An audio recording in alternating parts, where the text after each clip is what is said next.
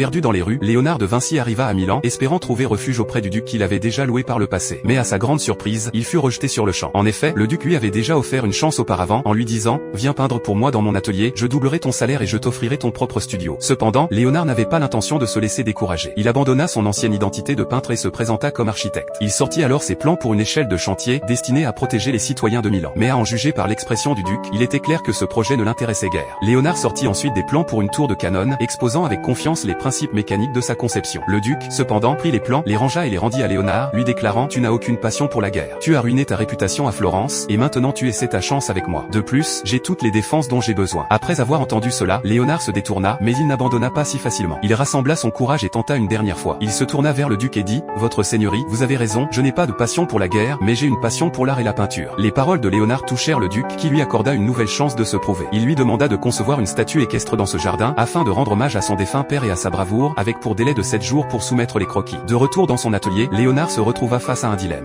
Il y avait déjà tant de statues équestres dans la ville, il lui fallait en concevoir une qui se distingue pour attirer l'attention du duc. Pour cela, il se rendit aux écuries pour observer les chevaux, cherchant à ressentir la vie qui les animait. Soudain, un orage éclata, effrayant les chevaux qui s'élancèrent. Léonard, puisant dans sa mémoire, esquissa la silhouette d'un cheval. C'est à ce moment-là que son apprenti entra et lui demanda quel type de marbre il souhaitait. Léonard répondit qu'il utiliserait une méthode nouvelle, il ferait des squelettes en bois et en fer, puis les envelopperait dans une toile. Cela réduirait le poids, et après avoir versé du bronze, la statue serait extrêmement solide. Cette technique, bien plus complexe que la sculpture traditionnelle, nécessitait plus de temps. Ils mirent 3 jours à la réaliser. Cependant, lorsque Léonard se rendit au quai pour inspecter son travail, il se rendit vite compte d'un problème majeur. Le duc avait demandé une statue qui dégage une impression de puissance et de grandeur, mais celle-ci semblait au contraire timide. Alors, une scène qu'il avait observée plus tôt, les chevaux effrayés, lui revint en mémoire, et il décida de tout recommencer. Cela signifiait que tout le travail des derniers jours était désormais perdu. Le 7e jour, Léonard présenta enfin sa nouvelle sculpture. Lorsqu'il expliqua les détails au duc, ce dernier le coupa immédiatement. « Je ne veux pas de réalité, je veux des mythes et des légendes. » Très déçu, le duc jeta un coup d'œil à la statue, mais Léonard, ne se laissant pas démonter, se lança dans une nouvelle vantardise. Cette version n'est qu'un modèle. La version finale sera 8 fois plus grande que celle-ci. Surpris, le duc accepta de s'allonger sous la statue pour l'observer de plus près. En faisant cela, il réalisa toute la finesse du travail de Léonard. À la fin de l'examen, Léonard ajouta, avec un sourire satisfait, que lorsque le bâtiment serait terminé, cette statue serait la plus grande de toute Milan. Le duc éclata de rire, ébloui par tant d'audace. « Fais de moi un miracle, lui dit-il.